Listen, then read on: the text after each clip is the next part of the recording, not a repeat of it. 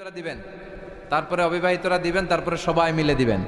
কেন এরকম দেয় মিজানুর রহমান আজহারী? কেন দেয়? দেয় আপনাদেরকে একটু চাঙ্গা করে তুলবার জন্য।